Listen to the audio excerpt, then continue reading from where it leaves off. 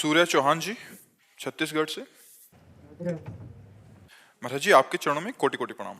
महाराज जी, किसी संत, महापुरुष, ज्ञान विज्ञान, भगवत धर्म शास्त्र, किसी भावना अथवा किसी प्रेरणा से भगवत प्राप्ति के इस मार्ग में चलने वाले साधक अथवा गृहस्थी उस परम अवस्था को उपलब्ध ना हो सके, तब ऐसी स्थिति में उस साधक अथवा गृहस्थी के लिए कैसी दुर्गति हितकर होगा?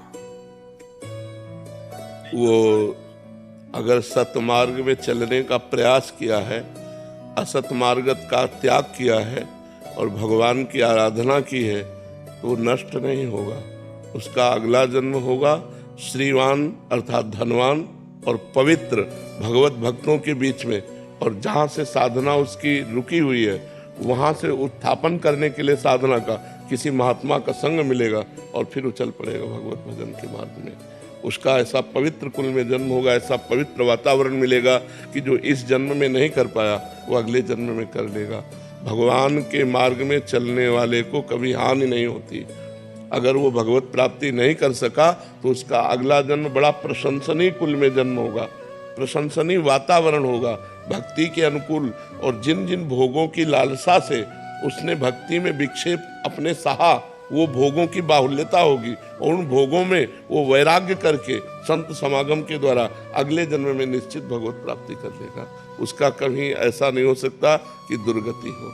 अगर उससे अपराध भी बने तो भी उसकी दुर्गति नहीं होगी, क्योंकि उस सतमार्ग का पथिक रहा है। जैसे सरकारी आदमी से कोई अपराध बन जाए, उसको ऐसे जन साधारण की तरह ट्रीटमेंट नहीं किया जाता। ऐसे वो सरकारी आदमी है, भगवान का जन है, वो भगवत प्राप्ति नहीं कर पाया किसी वासना के कारण, किसी विक्षेप के कारण, तो वही वासना उसको आगे बहुतायत में मिलेगी और वो भगवत प्राप्त होगा। जैसे कोल्य जी और अल्ल जी नाम के दो भाई थे। उनमें एक बड़े भाई तो बड़े धर्मात्मा थे और जो छोटे भाई थे वो बड़े विषयी थे। उनका राजा के पुत्र के साथ मित्रता हुई तो राज परिवार में वो बैठते उठते खाते, उनका सारा खान पान बिल्कुल राजा के पुत्र वाला, वो जो ऐसे मांस भक्षण करता, शराब पीता, वैसे सब पूरा। और एक था सात्विक वृत्ति से रहना और निरंतर भजन करना। पर वो जो छोटा भाई था वो बड़े भाई के प्रति श्रद्धा विशेष रखता था कि मैं तो नीच हूं, मेरे भैया बहुत अच्छे महात्मा हैं। और वो विरक्त होकर भ्रमण करते हुए एक दिन आए तो प्रणाम किया तो उसकी दशा देखी, उनका तुम मेरे भाई हो, चलो आज चलते हैं द्वारिकाधीश के दर्शन करने।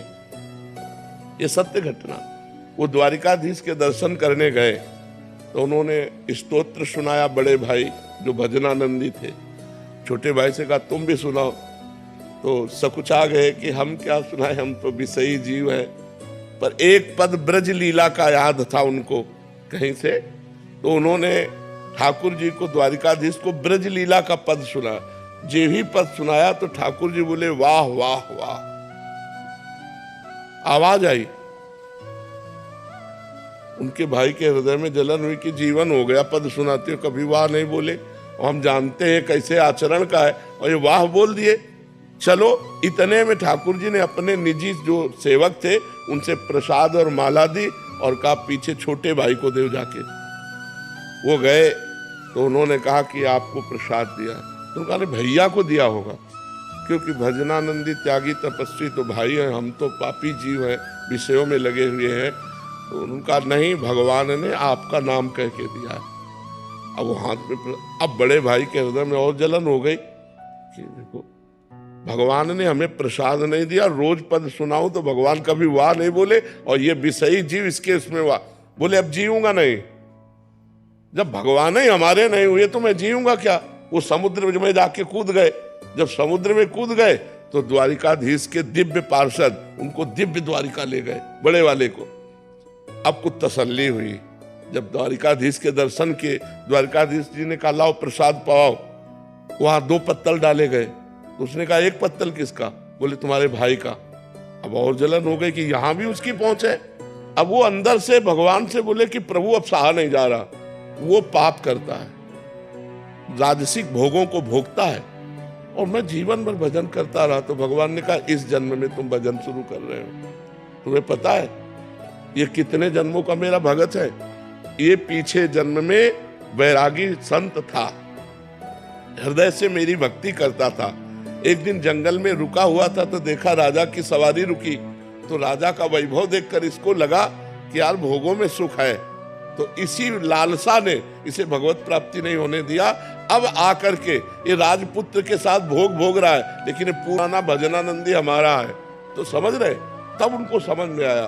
तो वर्तमान में यदि हमारी कोई वासना हमें भगवत प्राप्ति से रोक देगी, तो अगले जन्म में उस वासना की बहुतायत होगी और भगवान की कृपा होगी और भगवत प्राप्ति होगी। वो छिन्न भिन्न नहीं हो जाएगा, नष्ट नहीं हो जाएगा, क्योंकि भगवान का नाम, जैसे हमने एक बार बोला राधा, अभी अविनाशी है, अभी भगवान की बैंक में जमा हो गया। अब हमसे कोई पाप बनेगा तो हमें दंड मिलेगा, लेकिन वो राधा नाम जो जमा है वो हमारा कल्याण कर देगा। इसीलिए सबसे कहते हैं नाम जप करो, भगवान के मार्ग में चलो, इससे तुम्हारा कभी अमंगल होने वाला नहीं। मंगल भवन अमंगल हारी है। हाँ, भगवान मंगल भवन है जी। श्री हरिवंश महाराज जी, 8 मई को हितोत्सव है। हमारे आचार्य हरिवंश महाप्रभु जी का चरित्र इतने विस्तृत रूप से पहले उपलब्ध नहीं था। तो महाराज जी, हरिवंश महाप्रभु जी का चरित्र साधकों ने पूरा अलग अलग ग्रंथों से, अलग अलग वानियों से, चाचा वृंदावन दास जी महाराज जी, और भी जो हमारे रसिक संत हुए हैं महाराज जी, उनकी वानियों से, जो पदों से जो विस्तृत जानकारी मिली महाराज जी, उसके आधार पर महाराज जी पूरा उसका, उनके जन्म से लेके महाराज जी की लीलाओं में और उनके भक्तजनों का पूरा इसमें बहुत विस्तृत और बहुत सुंदर ढंग से, बहुत सुंदर